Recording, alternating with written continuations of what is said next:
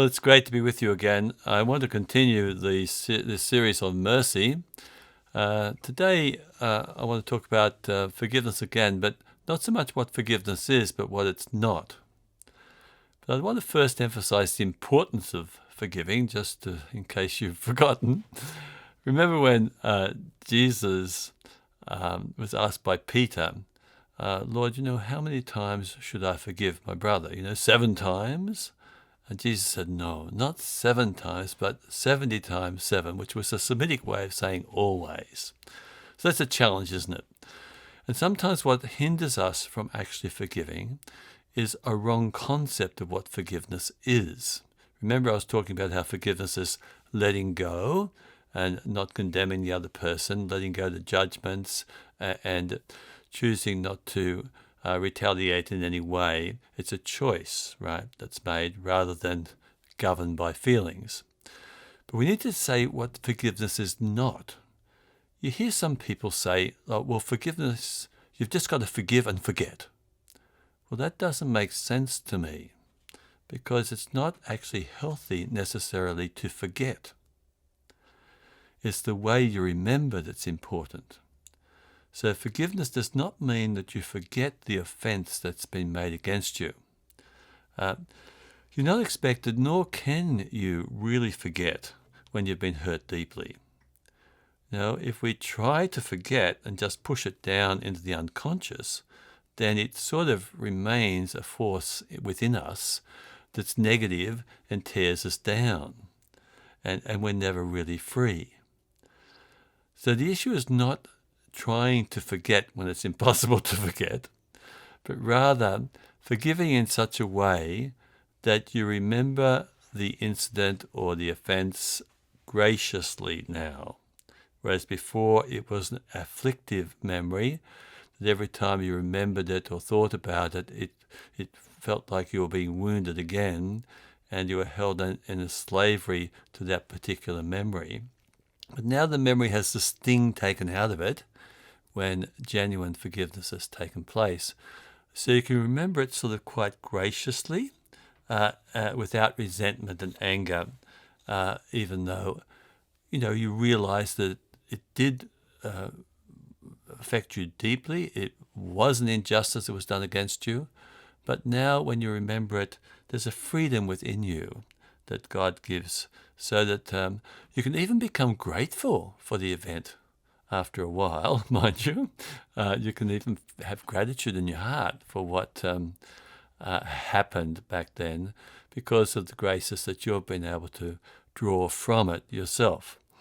So that's a sort of an advanced level of forgiveness. You see, when you have genuine forgiveness in your heart over a period of time, like you are able to actually have gratitude in your heart for all that's happened, and you're able to pray a blessing on the person or the institution which you have received so much damage from. So that's a good test, actually, that the forgiveness has taken place, because forgiveness actually takes place over time too, and it's good when there's been a big betrayal of trust that you actually forgive each day, make a prayer of forgiveness each day, and then gradually the emotions will catch up to that decision that you're making. So it's important to give an example, like Jan Ruffer Hearn, an Australian woman, wrote a book some years back called 50 Years of Silence. She had been in Indonesia with her father, who was a diplomat, when the Japanese occupied Indonesia in the Second World War. And the Japanese took off many young women, including Jan, to be what they called comfort women, which was basically used as prostitutes for the Japanese army. And so she went through this nightmare of a year or two of being used every night by soldiers to fulfill their pleasures as a comfort woman. And she just tells the story of how disgraceful she felt and how shameful she felt about it, and how she felt it was such an abuse of her dignity as a person, and it was a horrible nightmare experience. So after the war, she told nobody what happened.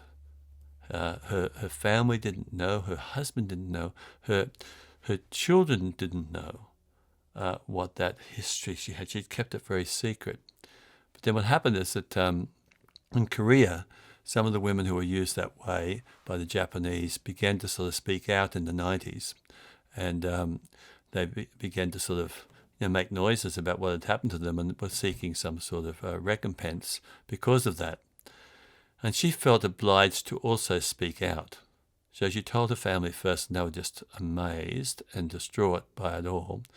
But then she spoke out about it herself, and she was invited to come to Japan, to Tokyo, to the Memorial of the Unknown Soldier.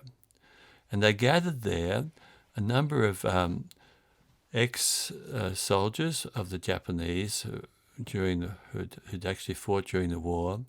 So they arrived as well at this place, and they had Jan and other comfort women, as they called them, to speak.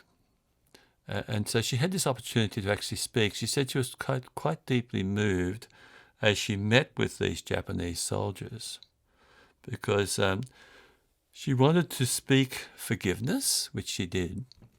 But when she made her speech, she said, "We will not be able to forget, and nor should we forget, because if we forget, this could happen again." She said, "But why I'm here is to be a sign of hope for the future of the world." And this gathering, she said, is a sign of hope because it's a gathering of reconciliation.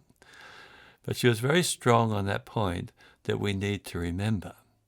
And that's so true, isn't it? That if we just push these things under into history or something without remembering, then it could be repeated.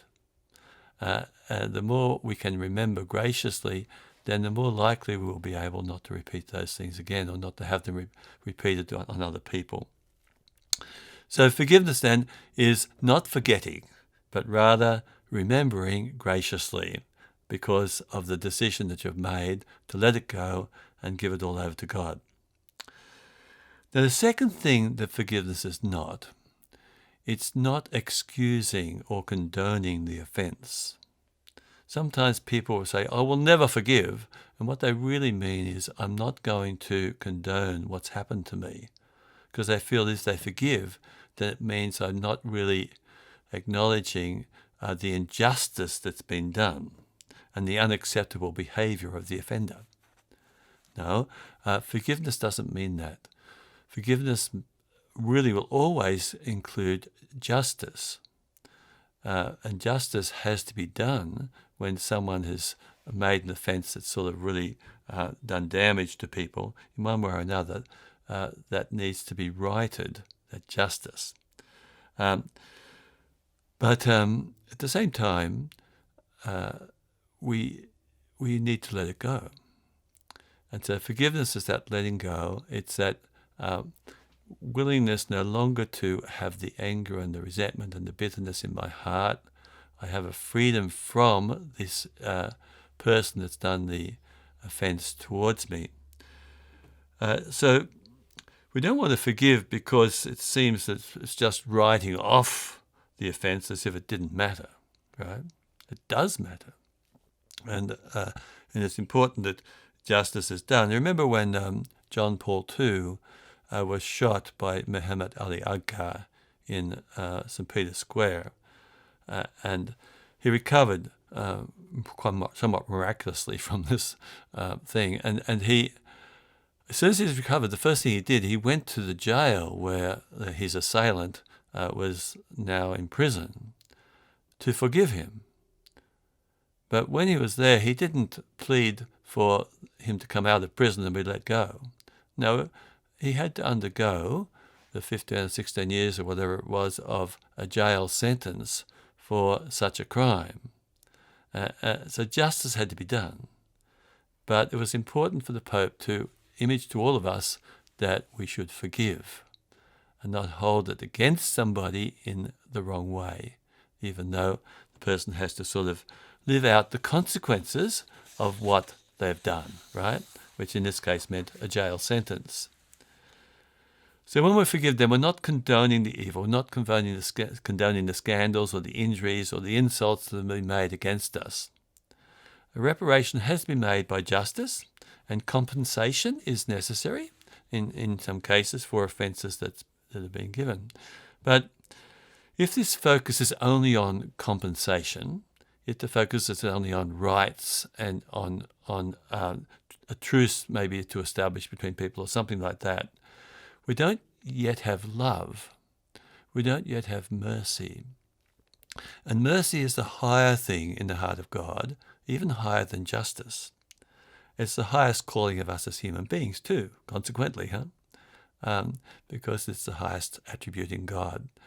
And so while we make sure that justice happens, that, say, for example, someone's done a crime, then they should go to prison, or an abuse has happened, well, okay, the consequences of that need to be met. But the forgiveness is still important, because forgiveness sets you free. Otherwise, you're captive still, and you go to prison with the person rather than be free. Okay, so we don't want our emotions then of resentment and anger to be dominating us, but rather by the decision of forgiveness, we let it go. And at the same time, we let justice take its course. And it was important that justice must take its course.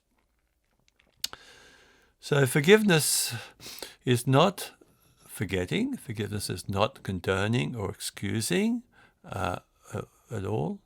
And nor is forgiveness the same as reconciliation. This is another thing that people can get confused about. They say, well, I can't possibly forgive because I'd never be able to walk again with that person. Well, you don't have to walk again with the person if it's not appropriate. That's what reconciliation means. To be reconciled means to be able to walk together again peacefully with that person. But in some instances, that's just not possible. When you've been offended deeply by someone, yes, forgiveness is necessary, letting go and choosing to forgive, but walking again with that person may not be possible at all. Take the example of a wife who is separated from her husband due to physical abuse, right? Well, then she needs to learn to forgive in her heart, otherwise she'll just be going down into a vortex of hatred and bitterness that will kill her soul. So she needs to forgive, but she also needs to be able to remember it well without sort of being too of an afflictive memory. But in this case, she can't necessarily be reconciled and walk together with that man. It wouldn't be possible, maybe, forever to go back and live with him. So that's the reconciliation. So people think, oh, I won't be able to forgive because they're thinking, oh, I'll have to sort of talk to that person again. Now, some cases you will never talk to that person again. In fact, it would be putting yourself in danger to talk to that person again. And so you don't have to come to that level of reconciliation. Sometimes it's possible, sometimes it's not. So don't equate forgiveness with reconciliation. That can help people actually get into being able to forgive, right?